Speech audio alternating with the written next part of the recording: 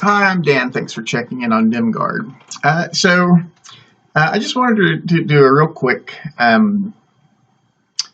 comment or two about the Artificer presented in Tasha's. And I've been watching now for a few months as people weigh in on this, and have for the most part done a good job. But there's a thing that comes up, a couple of things that come up that I haven't seen anyone else address that I kind of thought I would. The first one is on the Artificer infusions, right? So you can infuse an item if it's a common magic item, but not scrolls or potions, right? It specifically says no scrolls or potions. But then in Tasha's, they present this new kind of consumable, like scroll-like thing, although it's really more powerful than scrolls, and that is the spell-wrought tattoos, right? So, and within spell-wrought tattoos, a cantrip or first-level spell are common.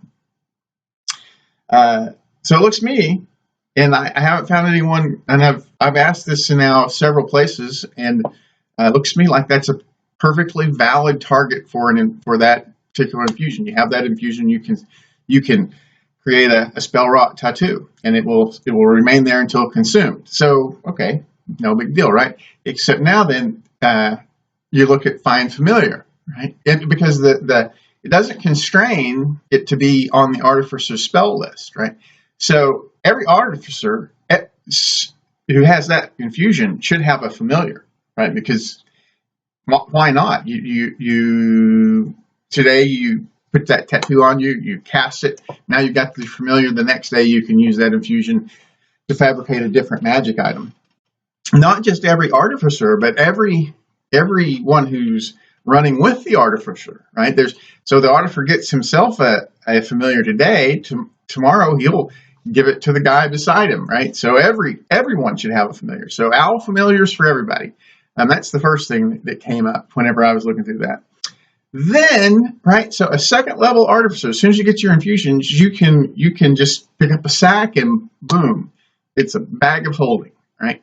So now, how is it that every two Artificers doesn't have an impossible to avoid trap, right? So I've got my familiar flies up and opens his bag of holding. The other Artificer's familiar flies up and drops his bag of holding into my bag of holding.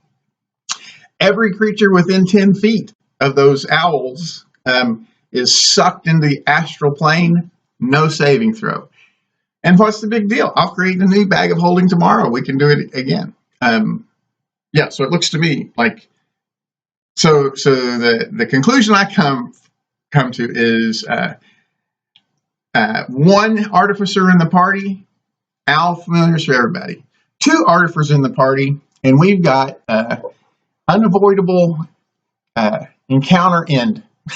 Boom. Off to the astral plane, the bad guy goes. I mean, they're not dead, right? They can eventually get back to the to the material plane, but at least for now, they are sucked away into the astral plane in an unavoidable way. So those are the two things that I've noticed that I haven't seen anyone else address.